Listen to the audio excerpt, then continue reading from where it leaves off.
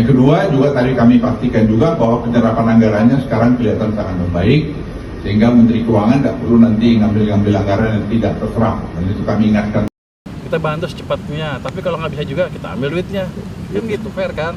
Pak, viral di media sosial Pak, Bapak sudah mulai negur-negur programnya Pak Prabowo nih yang makan bergizi gratis Pak. Bukan negur, terus kita mau bantu.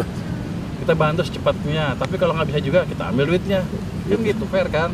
Daripada nganggur, duitnya kan saya bayar bunga juga. Kita akan alihkan ke tempat lain yang lebih siap atau ke masyarakat langsung, seperti perluasan bantuan tadi yang 2 kali 10 kg beras tadi kan bisa diperpanjang di situ. Kalau emang nggak bisa diserap, tapi kalau bisa diserap ya bagus. Jadi saya nggak negur, tapi saya mendukung. Tapi kalau nggak jalan ya ambil duitnya.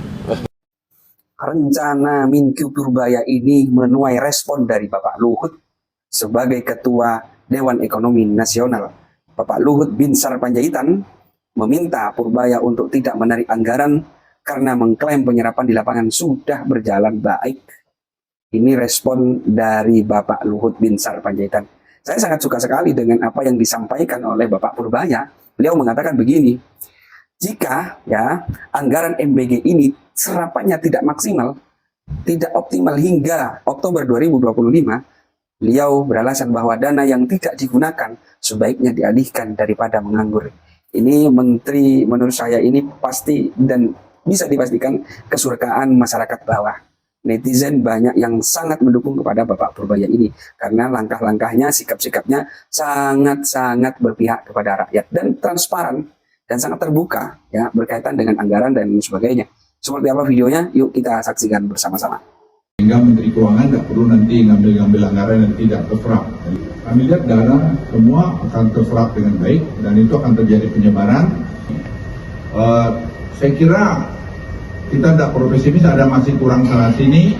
Kita lihat 3 bulan ke depan, menurut saya pasti akan lebih baik karena dengan data-data yang ada dan pengecekan di lapangan. Kami lakukan pengecekan fisik, kami bangun tim juga dari Dewan Ekonomi Nasional untuk lihat sehingga kita tidak hanya menerima laporan, sehingga Bapak Presiden dapat laporan yang dengan data akurat sehingga proses pengambilan keputusan juga bisa akurat.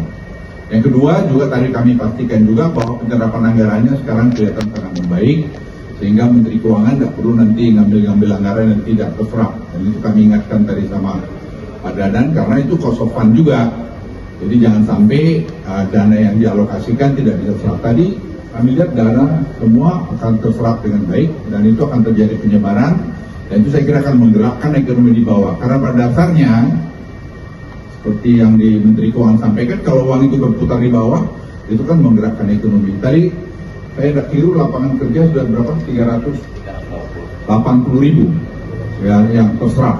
Jadi itu saya kira membantu sekali dalam keadaan ekonomi dunia yang tidak menentu sekarang ini. Makan bergizi ini saya kira memberikan salah satu peluang untuk kita mengatasi masalah-masalah ini. Sementara itu, Menteri Keuangan Purbaya Yudi Sadewa siap-siap menarik anggaran program makan bergizi gratis atau MBG jika tak terserap optimal sampai Oktober mendatang. Niat ini sudah mendapat persetujuan dari Presiden Prabowo Subianto.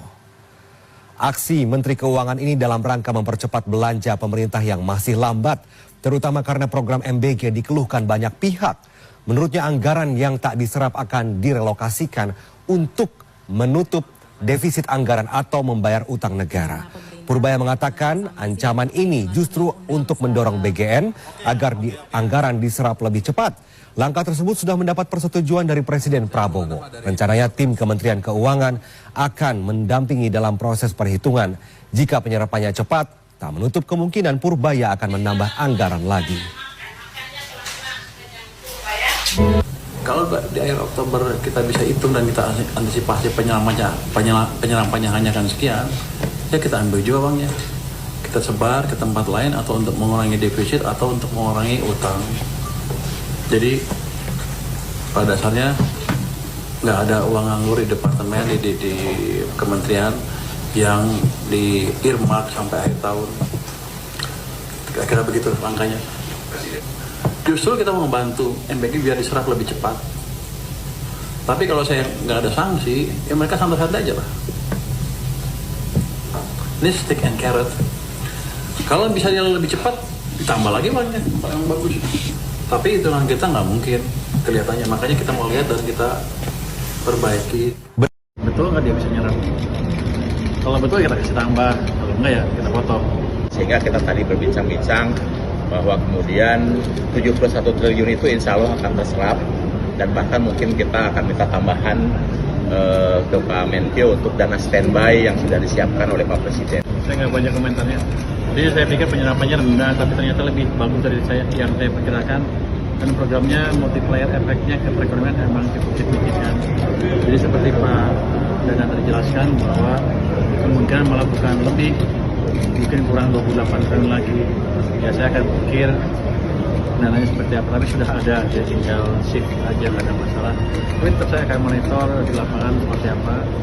Nanti akhir Oktober saya akan share lagi. Betul nggak dia bisa nyerap? Kalau betul kita kasih tambah, kalau enggak ya kita potong.